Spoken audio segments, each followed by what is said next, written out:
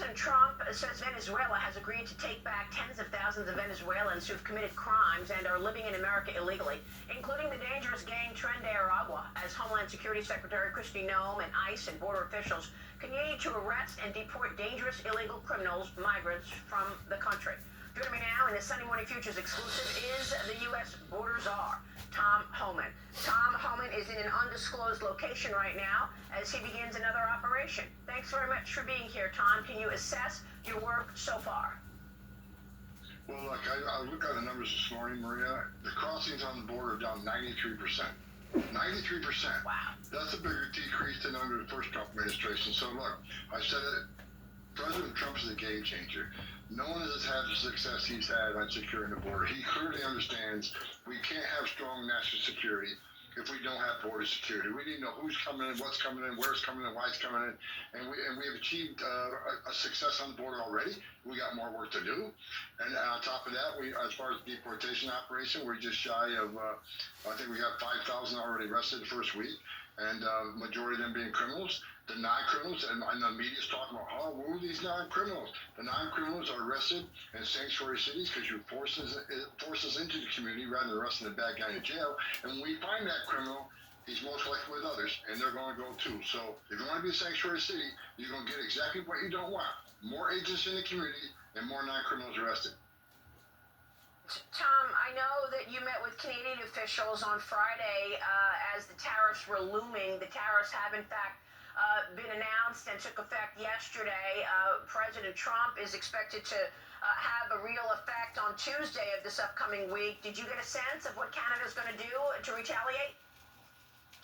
No, I didn't. I'm not going to get ahead of the president on that. I'll brief him on the meeting I had, but that's the president's decision. I don't want to get ahead of him on that, but I will brief him on what I heard, and so he knows what they have done, what they said they will do, but I'll leave that after a discussion with the president this week. Tom, you've also said that you're going to start moving migrants, illegals in this country to Guantanamo Bay, hopefully within 30 days. What's the plan? Are they going to stay there until you can get them back to their home country? Absolutely. Look, the worst of the worst need to go to Guantanamo Bay. And for those folks that don't know, we've had a migrant processing center there for decades. We don't use an awful lot. Usually it's the Coast Guard holding people from Haiti and Cuba that were, arrested, entered the country through the maritime. So we got a facility there. We're going to expand it a lot and hold the worst of the worst over there. I mean, it's the right thing to do. And the beds are much cheaper over there. So look, President Trump's about efficiency. It's about getting the bad guys out. This is one of many ideas we have, and we're going to put it in place. Tom, you said that the crossings are down 93%. This is incredible. President Trump put these tariffs in place because of the flow of fentanyl. What can you tell us about that? Because the president has ordered 25% tariffs on Canadian and Mexican imports and 10% on goods from China because of their inability or unwillingness to stop the fentanyl from flowing into our country, killing 100,000 Americans every year. Which is exactly why President Trump has designated the criminal cartels in Mexico as terrorist organizations. I've said from the RNC convention to the president, I said that these cartels have killed more Americans than every terrorist organization in the world combined. So President Trump did the right stuff with these cartels. They've killed thousands of journalists, thousands of politicians, hundreds of judges, legislators. They're running the country of Mexico, so President Trump's making the right move by, number one, declaring a terrorist organization so the whole government can attack them, not just in Mexico, but in 42 countries, at least the cartels in 42 countries around the world now. They're in every major city in this country. They have set up shop. So President Trump's going to hold Mexico accountable.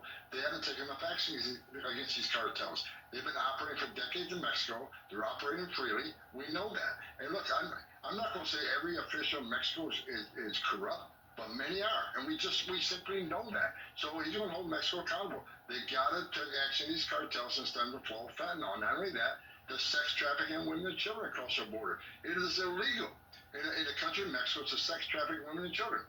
But they're not stopping it. It's illegal for anybody from around the world to transit through Mexico without a transit visa. But they're allowing it, so President Trump's exactly right on doing this. Have you been able to bust into human trafficking operations that are operating in America right now? Because I know that the drug lords got people across, but then they created all these new businesses drug trafficking and human trafficking businesses, and they've got headquarters in America. I gotta be sure. We're involved. Let me just leave it at that. A lot of this law enforcement sensitive, but we're aware of a lot of it. We're in the middle of some of it, and you're going to see some things happening in the near future on that. Okay, and you are in an undisclosed location right now, beginning another operation. Tom, we're watching your work, and we appreciate your time. Thank you, sir. Thank you, Brian.